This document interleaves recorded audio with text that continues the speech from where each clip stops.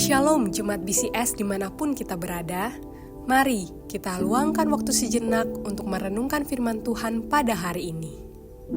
Shalom, selamat pagi Bapak Ibu Saudara semua. Renungan hari ini terambil dari Pengkhotbah pertama ayat yang ke-9 sampai yang ke-11. Firman Tuhan berbunyi, apa yang pernah ada akan ada lagi, dan apa yang pernah dibuat akan dibuat lagi. Tak ada sesuatu yang baru di bawah matahari. Adakah sesuatu yang dapat dikatakan, lihatlah ini baru? Itu sudah ada dulu, lama sebelum kita ada.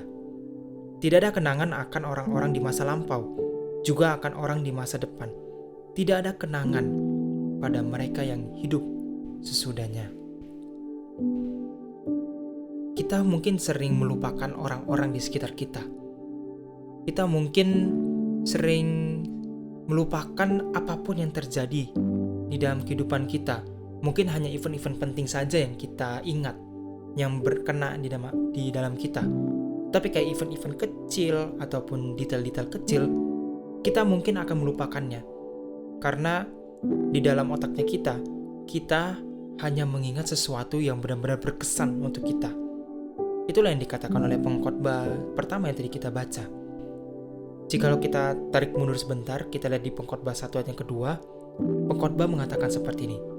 Kesia-siaan belaka, kata Pengkhotbah. Kesia-siaan belaka. Semuanya sia-sia. Apa yang ada pada kita sekarang, itu semua sia-sia. Harta kita, diri kita, perbuatan kita, apapun itu, tidak ada maknanya. Pada ayat yang ke-11 tadi kita juga baca, manusia tidak akan mengenal orang di masa lampau ataupun di masa depan.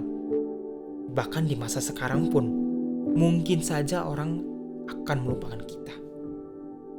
Manusia hanya memperhatikan apa yang ada di masa sekarang, dan saat itu semua berlalu, hanya kenangan yang tinggal. Ini membuktikan bahwa waktu manusia itu sia-sia.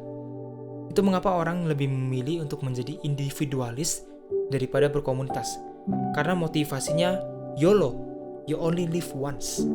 Atau mungkin hedonisme, membeli segala sesuatu yang aku mau demi diriku sendiri untuk kesenangan saya. Di tengah-tengah kesibukan kota Jakarta, kita mungkin merasa bahwa semua beban itu adalah tanggunganku.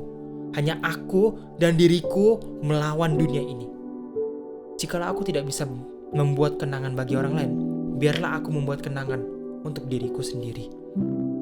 Tanpa kita sadari, kita menjadi orang yang individual dan kita melawan natur kita sebagai manusia. Bila kita merasa tidak ada yang mengenal kita, ingatlah bahwa Yesus Kristus mengenal engkau dan saya. Itu dikatakan di ayat yang ke-6. Dan kehadiran Yesus melalui Roh Kudus yang telah kita terima menjaga kita dan bahkan kita dipersatukan oleh Allah untuk menjadi umatnya. Firman Tuhan mengatakan demikian. Kehidupan kita bukan lagi untuk diri kita sendiri, maupun juga untuk dunia ini. Melainkan hidup kita adalah untuk Kristus Yesus yang mengenal kita, menjaga kita selama-lamanya. You aren't only live once, but you only live for Jesus. Kamu tidak hanya hidup sekali, tetapi kamu hanya hidup untuk Yesus. Ingatlah bahwa Allah mengenal kita setiap detail dalam kehidupan kita. Maka kita pun juga harus mengingat Dia setiap harinya.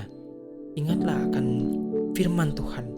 Ingatlah akan Allah melalui doa kita, melewati ingatan kita, melewati disiplin rohani kita, maupun juga melewati pembacaan firman Tuhan kita.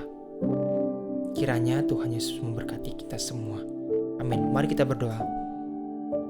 Tuhan Yesus, kami sungguh bersyukur bahwa kami telah mendengarkan perenungan yang luar biasa Tuhan.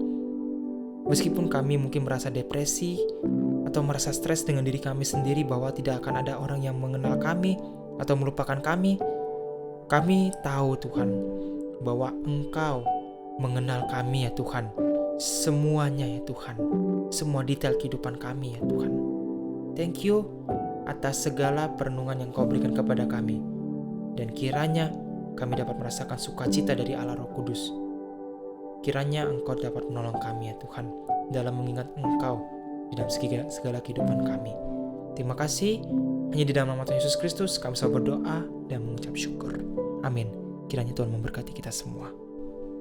Demikian renungan harian kita pada hari ini. Mari kita terus rindu menjadi murid Kristus bersama keluarga Allah. Tuhan Yesus memberkati.